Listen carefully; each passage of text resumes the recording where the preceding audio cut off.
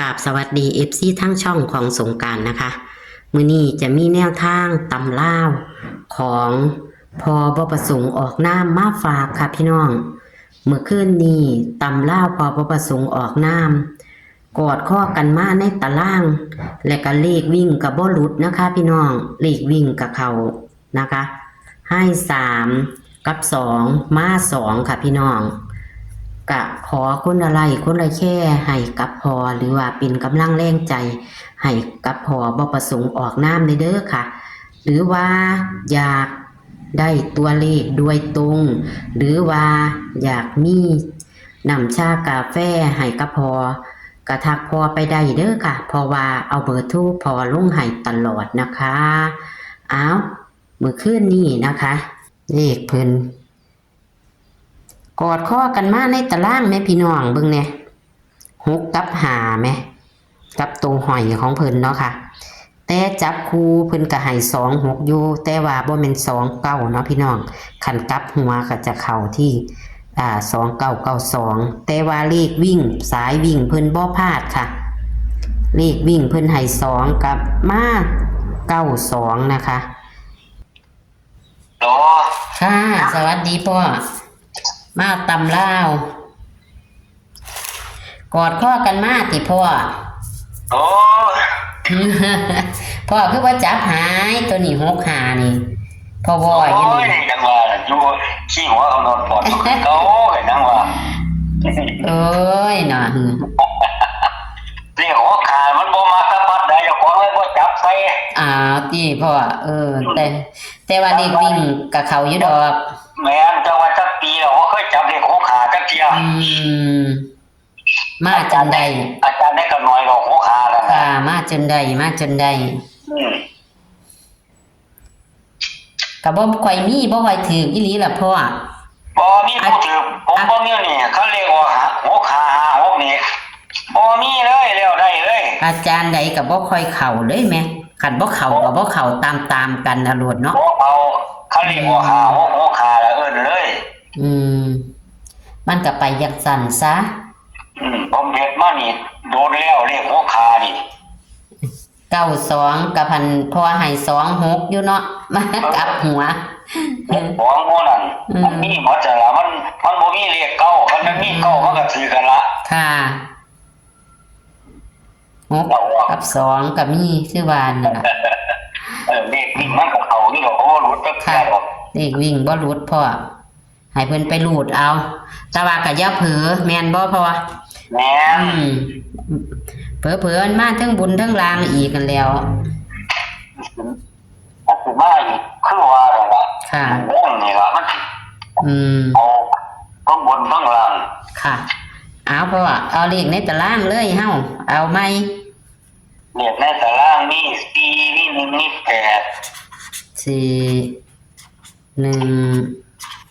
8 5 2 9 5 2 9แล้วก็6วิ่ง8กับ9ได้วิ่ง8กับ9จับคู่มี8 1 8 2 8 1 8 2 8 4 8 5 8 4 8 5 9 1 9 4 9 1 9 4 9 5 9 6 9 5 9 6บอกการ6 1 6 2 6 1 6 2 6 8 6 8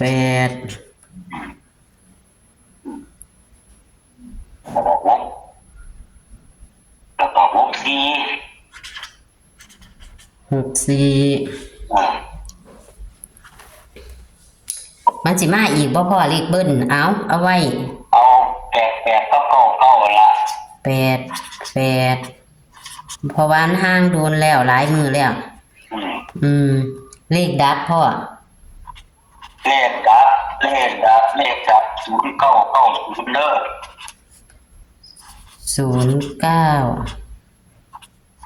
0990เลขดับเลขดับก็อยู่ดีพ่อบ่มาจักเที่ยวเลขดับจักเที่ยดับแค่ตัวเดียวก็ดีวันนั้นเขาขายให้ใครได้ซื้อจะเลขดับนี่ล่ะ มันล่ะบ่มาจักเที่ยอีหลีนี่ว่าติเพราะว่ามันสิออกทางนี้ว่าสิบ่ออกแต่นี่เนาะคืออยู่พ่อมันบ่ขายให้น่าสิมีการว่าขายเลขดับว่าติแม่นได้บาทละ50บาทนี่ก็สิซื้อเด้อถามให้เด้อว่าหนูก็สิซื้อคือกันนั่นแล้วกันว่าจังซั่นสิซื้อตัวละ100เลยบนรางเลยคันมันเป็นจังซี่ว่ามาตึงดับตัวเดียวมันก็อยู่นะแม่นเขาสิดับได้หลายตัวก็ได้สิดับตัวเดียวซั่นล่ะค่ะเอาวิ่งนี่ลูกตัวใด9เน้น82ก็8182ค่ะ182 84อันนี้ก็95 96 9ปีนั่นละค่ะเอาเลขความฝันลงให้นำเด้อมีความฝันติเพราะว่ามื้อนี้แม่นที่อันนี้920เด้อฝันเห็นโตบ่พ่อบ่แต่ว่าสิบอกดอก920แล้วก็93ตัวนึง93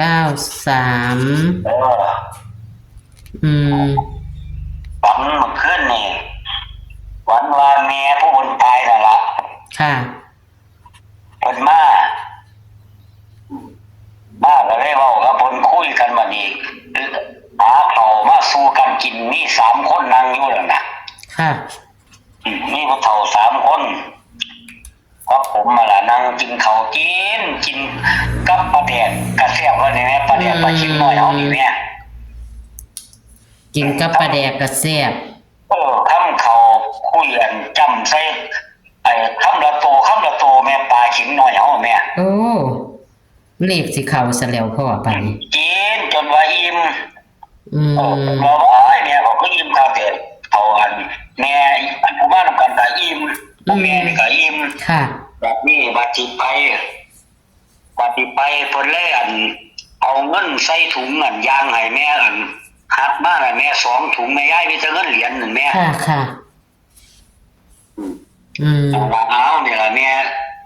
ให้เท่านี้ล่ะบ่มีแต่เงินเหรียญน้อยตัวอยู่ในถุง2ถุงค่ะก็เลยว่าถุงละจักบาทแม่ถุงละ20 บาทว่าซั่น2ถุงนั่นแม่ค่ะนั่นล่ะผมก็เลยแม่กูฝันตัวนี้ผู้เฒ่าก็เก่าตัวนี้ซะดอกก็เลยเอาเก่าใส่เพราะว่าเงินเหรียญมันมี2ถุงแม่ก็ถุงละ20 บาทแม่ค่ะนั่นล่ะครับ3คนนั่งกินข้าวนำกันนั่นล่ะ93มันตัวนึงพ่อก็เลยเอาตี93นั่นล่ะ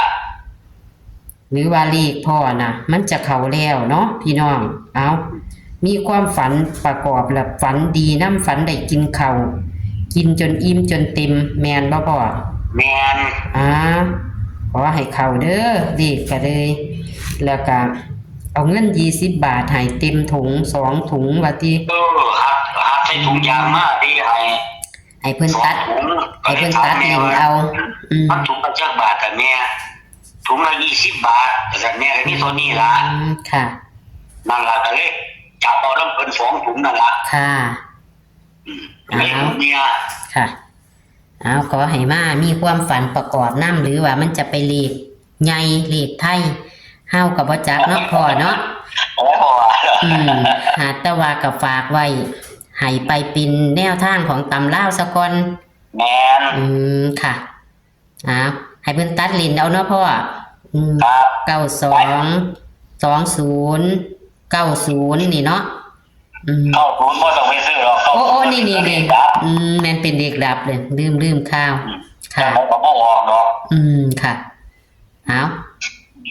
าตามนี้ล่ะ ย้ายทวนไป ค่ะเดี๋ยวจะทวนเด้อค่ะปะนี้เลข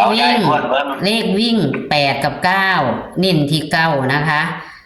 จับคู่81 82 84 85 91 94 95 96